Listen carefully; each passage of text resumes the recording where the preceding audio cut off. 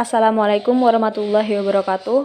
Perkenalkan, nama saya Fasyila Kausar Alfitra Yuda dengan NIM E41200512. Di sini saya sebagai perwakilan dari kelompok 5 golongan B akan mendemonstrasikan proses bisnis dari aplikasi yang telah kami buat. Tampilan awal yang muncul adalah form login. Di sini user bisa mengetikkan username dan password yang telah terdaftar. Mari kita login dengan username ADM01 dan passwordnya yaitu password.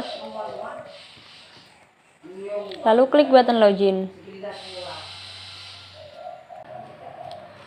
Dan kita akan dibawa menuju form dashboard. Pada form dashboard ini terdapat beberapa button untuk menuju ke menu-menu yang ada. Pada pojok kiri bawah terdapat button logout untuk keluar dari aplikasi. Di sini mari kita coba untuk menginputkan data pada data konsumen. Ini adalah tampilan dari form data konsumen. Di bagian kiri terdapat navigation pane yang berisi menu-menu yang ada. Dan ini jika diklik, maka kita akan menuju ke form tersebut. Dan di bagian kanan terdapat beberapa button yang berfungsi untuk mengelola data. Di bagian bawah terdapat tabel yang berisi data-data yang telah diinputkan sebelumnya. Dan di sini mari kita coba untuk menginputkan data konsumen. Di sini pada kolom ID konsumen bersifat unik, yang berarti data satu dengan yang lain harus berbeda. Jadi mari kita inputkan ID 127.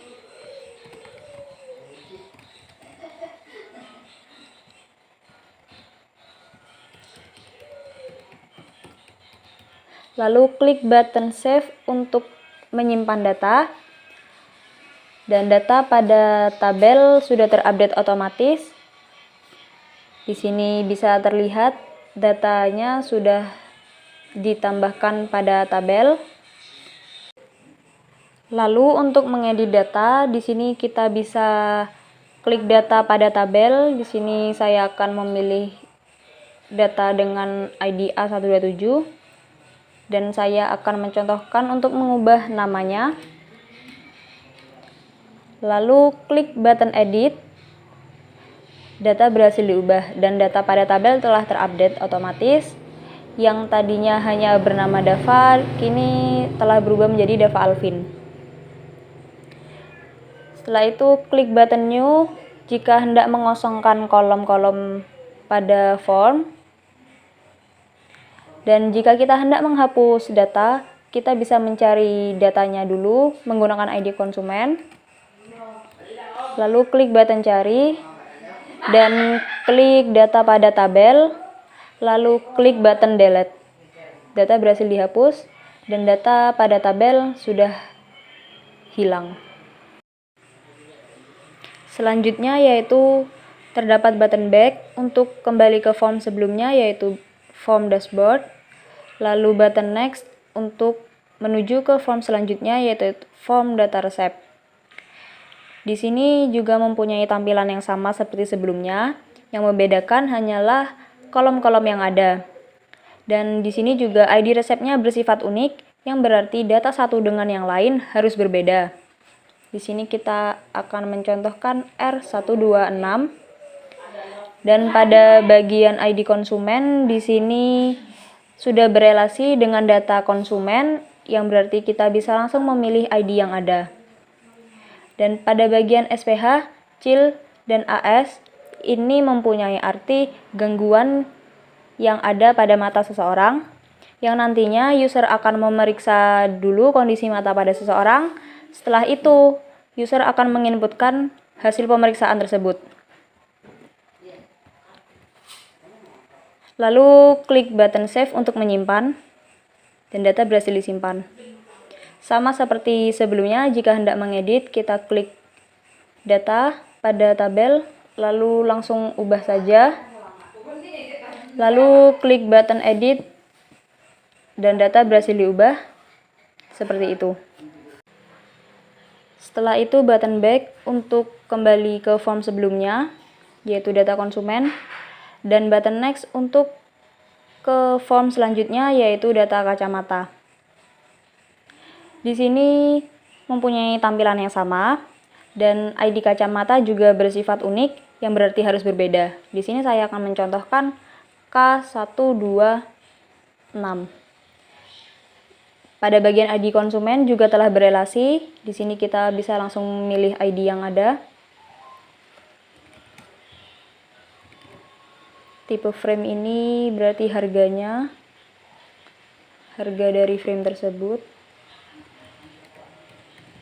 Lalu klik button save untuk menyimpan. Sama seperti sebelumnya, jika hendak mengedit, di sini bisa langsung pilih data yang hendak diedit, lalu langsung ubah saja datanya, dan klik button edit.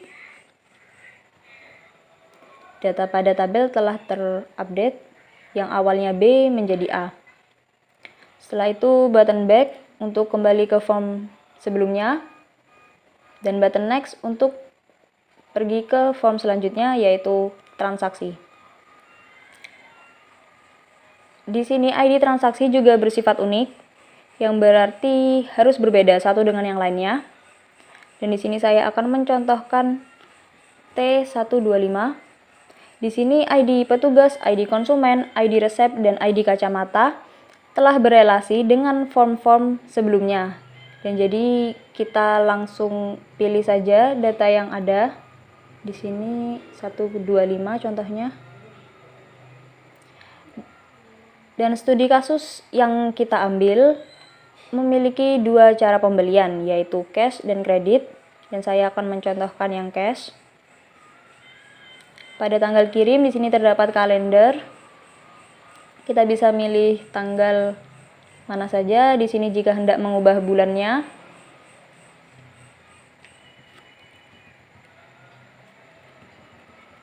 Setelah itu klik button save untuk menyimpan. Jika kita hendak mencetak, memprint struk, kita bisa pilih data yang ada pada tabel. Sini saya akan mencontohkan yang T123, lalu klik button print. Maka akan muncul template struk seperti ini. Di sini adalah struk dengan ID transaksi T123, dan di sini button print. Nah, ini jika hendak mencetaknya. Lalu jika kita hendak mencetak data yang lain, kita bisa pilih saja data yang ada pada tabel. Di sini saya akan mencontohkan 124, lalu klik button print. Dan di sini template struknya telah berubah menjadi ID T124. Dan datanya juga sudah berubah. Setelah itu ini button finish untuk kembali ke dashboard. Selanjutnya button petugas. Di sini pada form petugas memiliki tampilan yang sama seperti yang lain. Dan pada form ini terdapat dua field yang berfungsi sebagai identitas untuk membuka aplikasi ini, yaitu kolom username dan kolom password. Dan di sini juga terdapat report untuk laporan data penjualan pada optik tersebut. Ini button print untuk mencetaknya.